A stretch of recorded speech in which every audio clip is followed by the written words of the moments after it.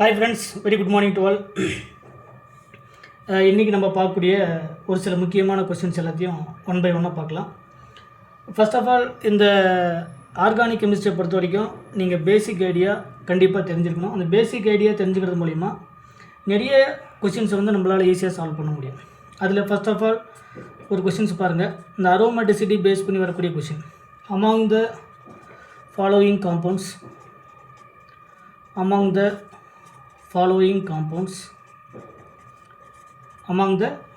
compounds is correct order of aromaticity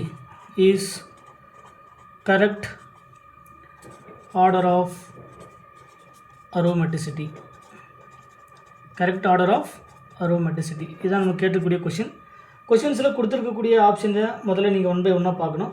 அதுக்கப்புறம் உங்களுக்கு எந்த டவுட்டாக இருந்தாலும் கண்டிப்பாக அதை கமெண்ட் செக்ஷனில் கமெண்ட் பண்ணுங்கள். உங்களுக்கான கீ பாயிண்ட்ஸை கண்டிப்பாக நான் எல்லா கொஷின்ஸுக்கான கீ பாயிண்ட்ஸும் கண்டிப்பாக நான் உங்களுக்கான அதை வந்து நான் ஷேர் பண்ணிடுவேன். சரிங்களா? ஸோ ஃபர்ஸ்ட் ஆஃப் ஆல் கொடுத்துருக்கக்கூடிய option A benzene, second one option B naphthalene. First one benzene, second one naphthalene, third one anthracene. இப்போ இதனுடைய ஸ்டெபிலிட்டி ஆர்டர் கண்டுபிடிக்கிறதுக்கு நமக்கு ஆல்ரெடி இந்த கொஷின்ஸில் வந்து பார்த்திங்கன்னா அவங்களே ரெசனேட்டிங், அதாவது அதனுடைய ரெசனன்ஸ் எனர்ஜி கொடுத்துருக்காங்க. சரிங்களா? ஆல்ரெடி என்ன கொடுத்துருக்காங்க? Resonance energy. எதுக்கு? இந்த கொடுத்துருக்கக்கூடிய ஒவ்வொரு காம்பவுண்டுக்கும் அவங்களே ரெசனன்ஸ் எனர்ஜி கொடுத்துருக்காங்க. ரெசனன்ஸ் எனர்ஜி பென்சீனுக்கு பார்த்திங்கன்னா நமக்கு 36.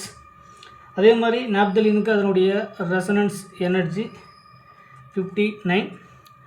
அதே மாதிரி ஆந்த்ரசினுக்கு அதனுடைய ரெசனன்ஸ் எனர்ஜி சரிங்களா 71.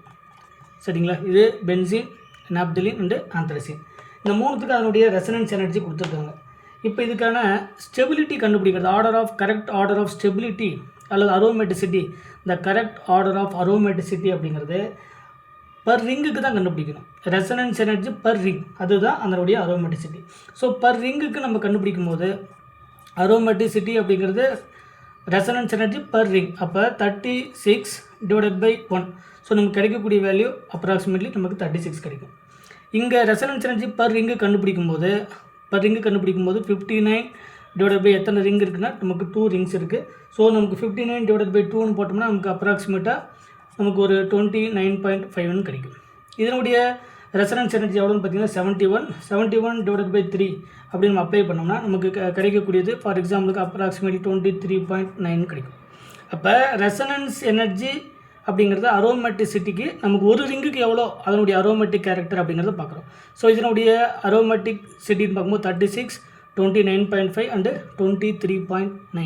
அப்போ aromaticity order, the correct order of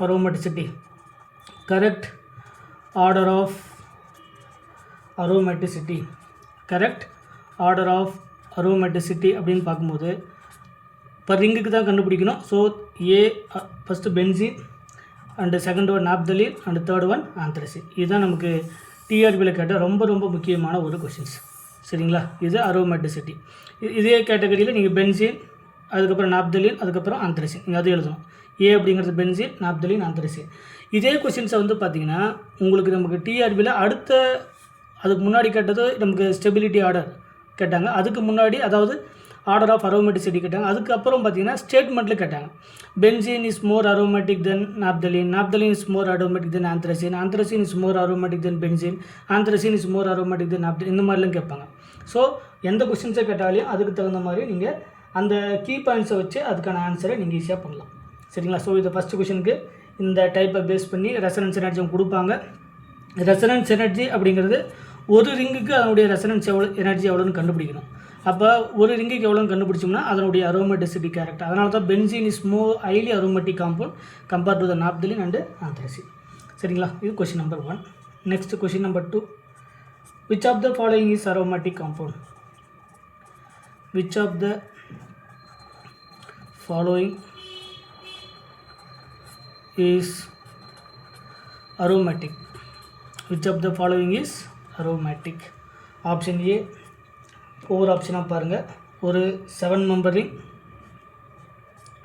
இந்த 7 மெம்பர் ரிங்கில் இங்கே ஒரு negative charge. Second option B. similar to the 7-member ring with lone pair. இதனுடைய lone pair. Option C, 5-member ring with a positive charge. Cyclopentadienyl cation. It is a 5-member ring with a positive. Fourth option, similar to the 5-member ring with a lone pair. இந்த lone pair அப்படிங்கிறது it is a singlet carbene. It is called the singlet carbene. Already தெரியும் carbene அப்படிங்கிறது இதுவும் singlet carbene. This is also called as a singlet carbene. Carbene அப்படின்னா கிளியராக தெரிஞ்சுக்க வேண்டியது நீங்கள் என்ன அப்படின்னா கார்பீன் இதில் intermediates all the intermediates R highly unstable அப்படின்னு பார்க்குறோம். கார்பீன்ஸ் அப்படிங்கிறது கார்பனில் 2 பாண்ட் இருக்கும், ஒரு வேக்கண்ட் ஆர்பிட்டால் இருக்கும், ஒரு லோன் பேர் வந்து ப்ரெசென்ட்டாக இருக்கும். It is called the carbene. 6 electronic species, electron deficient. சரிங்களா? It is called the intermediate. So இது எல்லாமே கார்பீன் அப்படிங்கிறது ஆல்ரெடி தெரியும். இந்த கார்பீனில் ப்ரெசென்ட்டாக இருக்கக்கூடிய இந்த சிங்லெட் கார்பீனில் ப்ரெசென்ட்டாக இருக்கக்கூடிய lone pair of electron do not involving in the resonance. So நம்ம எதை மட்டும் கன்சிடர் பண்ணால் இது ஒரு 2π எலக்ட்ரான், இது ஒரு 2π electron, 4π electron. It is called the anti-aromatic compound. So இங்கே positive charge 4π electrons, it is also called as a anti-aromatic compound. This is the 6π electron, 246. The carbene, the lone pair do not involving in the resonance because the singlet carbene intermediate. So 6π electron, it is called the aromatic. This is the 2, 4, 6 and 8π electron, it is called the anti-aromatic compound. So அவங்க கேட்குறது என்ன அப்படின்னா which of the following compounds is or aromatic எது அப்படின்னு பார்த்தீங்கன்னா option B is the correct answer.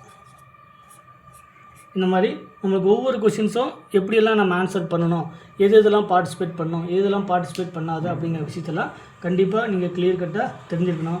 So இந்த மாதிரி நிறைய இன்ஃபர்மேஷனை நீங்கள் தெரிஞ்சுக்கிறது மூலிமா நமக்கு எவ்வளோ டிஃபிகல்ட்டான கொஷின்ஸை கொடுத்தாலையும் நம்மளால் ஈஸியாக ஆன்சர் பண்ண முடியும். ஸோ ரெகுலராக ஃபாலோ பண்ணுங்கள். கண்டிப்பாக மறக்காமல் நம்ம சேனலுக்கு சப்ஸ்கிரைப் பண்ணுங்கள். ஏதாவது டவுட்னா அதை கமெண்ட் செக்ஷனில் கமெண்ட் பண்ணுங்கள். Thank you so much.